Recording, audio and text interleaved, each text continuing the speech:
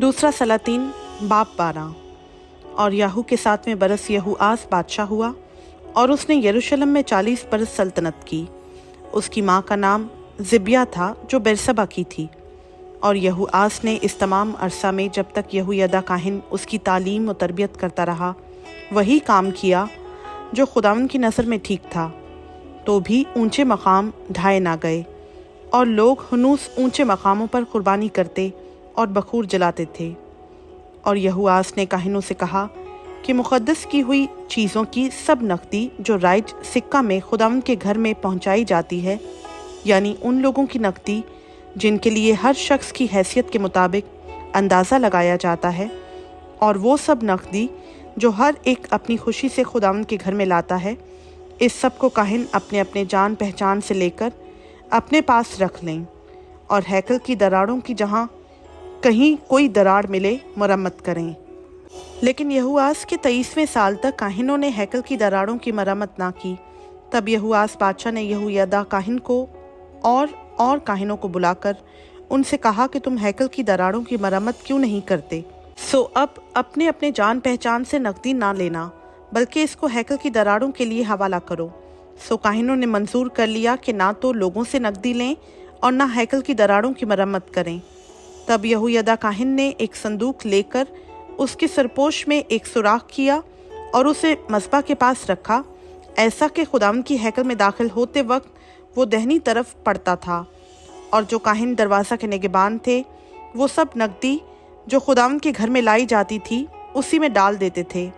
और जब वो देखते थे कि संदूक में बहुत नकदी हो गई है तो बादशाह का मुंशी और सरदार काहिन ऊपर आकर उसे थैलियों में बांधते थे और उस नकदी को जो खुदावन के घर में मिलती थी गिन लेते थे। और वो उस नकदी को जो तोल ली जाती थी उनके हाथों में सौंप देते थे जो काम करने वाले यानी खुदावन की हैकल के नाजिर थे, और वो उसे बढ़ाइयों और मेमारों पर जो खुदावन के घर का काम बनाते थे, और राजों और संग तराशों पर, और खुदावन की हैकल की दरारों की मरम्मत के लिए लकड़ी और तराशे हुए पत्थर खरीदने में, और उन सब चीज़ों पर जो हैकल की मरम्मत के लिए इस्तेमाल में आती थीं खर्च करते थे।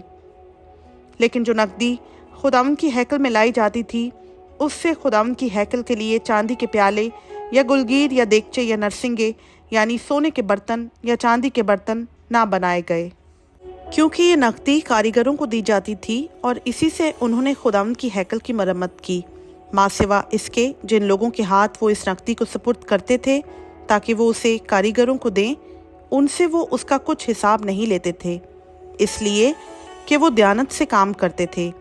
और जुर्म की कुर्बानी की नकदी और ख़ता की कुर्बानी की नकदी खुदावन की हैकल में नहीं लाई जाती थी, वो काहिनों की थी। तब शाह अराम हज़ाइल ने चढ़ाई की और जात से लड़कर उसे ले लिया। फिर हज़ाइल ने यरूशलेम का रुख किया ताकि उस पर चढ़ाई करे। तब शाह यहूदा यहूआस ने सब मुक़द्दस चीज़ें जिनको उसके बाप दादा यहूसफत और यहूराम और अक्सिया यहूदा के बादशाहों ने नज़र किया था, और अपनी सब मुक़द्दस चीज़ों को और सब सोना जो खुदावन की हैकल के ख़जानों और बादशाह के क़सर में मिला लेकर शाह अराम हज़ाइल को भेज दिया। तब वो यरूशलेम से टला। और युआस के बाकी काम और सब कुछ जो उसने किया, सो क्या वो यहूदा के बादशाहों की तवारीख की किताब में कलमबंद नहीं?